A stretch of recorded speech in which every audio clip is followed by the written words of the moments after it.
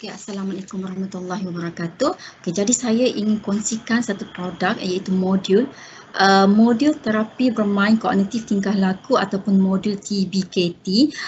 Yang mana modul ini adalah satu modul yang berasaskan kepada pendekatan terapi bermain dan untuk pengetahuan semua ya, modul ini khas dibina khas untuk kegunaan pelajar pintar berbakat ataupun gifted student. Okay, yang mana kita sedia maklum gifted student ni adalah pelajar yang mempunyai kognitif yang tinggi, daya imajinasi yang tinggi, mampu menyelesaikan masalah dan juga seringkali dilihat sebagai pelajar yang sempurna tanpa ada masalah, pandai dan sebagainya.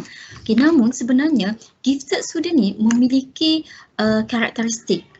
Dia ada satu karakteristik yang unik seperti ketidakselarasan perkembangan ataupun asynchronous development dan juga sikap perfectionist yang telah menyumbang kepada isu sosial dan emosi kepada mereka lah.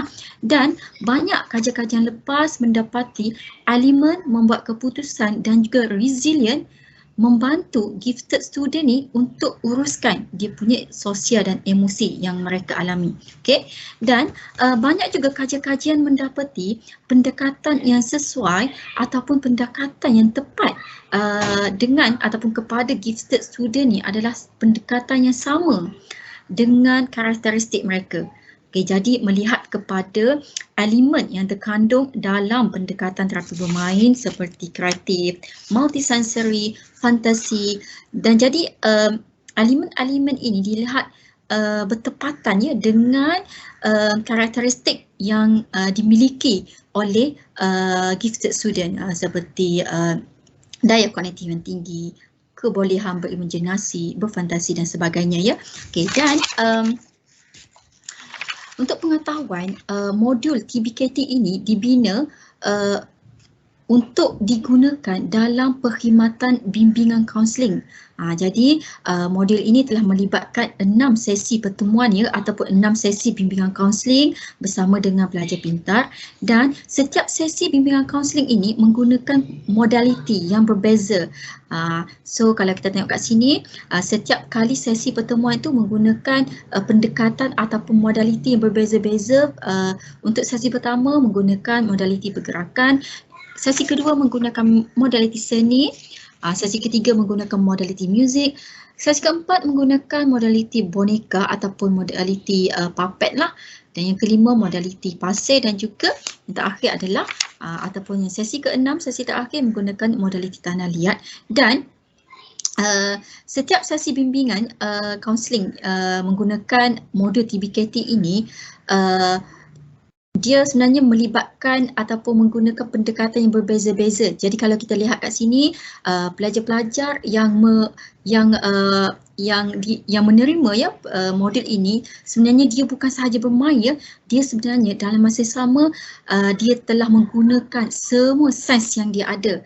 Yang dalam masa sama juga sebenarnya dapat merangsang perkembangan dan juga perkembangan mereka lah. Okey. Dan seterusnya adalah implikasi. Okay, jadi antara implikasi pembinaan modul TBKT ini, pertamanya adalah telah mendedahkan ya berkaitan dengan perkhidmatan bimbingan kaunseling menggunakan pendekatan terapi bermain. Okay, kalau kita lihat di Malaysia pendekatan ini masih lagi tak meluas ya, belum lagi dikenali ramailah. Jadi dengan wujudnya modul ini telah bagi pendedahan lah khususnya kepada para kaunselor. Okay, oleh itu para kaunselor perlulah memperkasakan skill yang ada dengan menguasai pendekatan yang pelbagai termasuklah pendekatan terapi bermain dalam usaha menyediakan perkhidmatan yang berkesan kepada klien, khususnya kepada klien yang melibatkan gifted student ya. Okay, dan yang kedua adalah implikasi kepada pembangunan program terutamanya di college genius lah, iaitu college yang menempatkan gifted student ya. Jadi college genius ni perlu menganjurkan program yang berasaskan kepada pembangunan membuat keputusan dan juga resilient. Jadi kita tahu kan gifted student ni adalah pelajar ataupun aset terpenting negara. Negara kita telah banyak melaburkan ya untuk perkembangan ataupun pembangunan pelajar ini. Jadi gifted student ni perlu dibantulah, perlu dibantu untuk diuruskan dia punya isu sosial dan emosi. Jadi elemen membuat keputusan dan juga resilient boleh membantu mereka untuk uruskan isu sosial dan emosi yang mereka alami. Okey. Dan model TBKT ini juga telah disahkan oleh pakar ya, dan telah memiliki, telah dikenal pasti dan telah diuji ya, memiliki kesahan, kebolehpercayaan dan juga keberkesanan yang tinggi. Okey, dan ini adalah antara penerbitan lah yang berkaitan dengan modul TBKT. Okey. Dan future planning ni adalah perancangan yang akan datang berkaitan dengan modul TBKT ini. Okay, jadi modul TBKT ini dirancanglah untuk diperkembangkan lagi dengan memfokuskanlah kepada isu-isu yang lebih spesifik lah. Kalau untuk modul ini telah difokuskan kepada pelajar gifted. Jadi untuk seterusnya akan dikembangkan lagi lah kepada isu-isu yang berkaitan dengan penderaan, abuse, sama ada sexual atau physical abuse ya, dan juga akan di-apply juga kepada isu-isu yang spesifik seperti penceraian juga, masa-masa penceraian lah kanak-kanak ataupun anak-anak masa penceraian, dan juga akan di-apply juga dan akan dikembangkan juga untuk kanak-kanak lah, khususnya kanak-kanak yang ada yang terlibat dengan ketagihan, sama ada ketagihan substan ataupun ketagihan media sosial ataupun internet. Okey, ini adalah naskah modul ya, modul TBKT yang telah dihasilkan. Dan seterusnya ini pula adalah pelaksanaan intervensi ya, menggunakan modul TBKT. Okey, ini adalah modaliti pelaksanaan modaliti pergerakan di mana peserta membuat pergerakan bebas lah, membantukan dengan menggunakan kipas. Dan ini pula adalah modaliti seni ya, yang mana memfokuskan kepada lukisan bagi mengeksplor ataupun meneroka emosi peserta-peserta. Dan seterusnya adalah modaliti puppet, okey, di mana modaliti ini menggunakan bantuan ataupun menggunakan boneka bagi peserta-peserta mengekspreskan emosi yang mereka alami.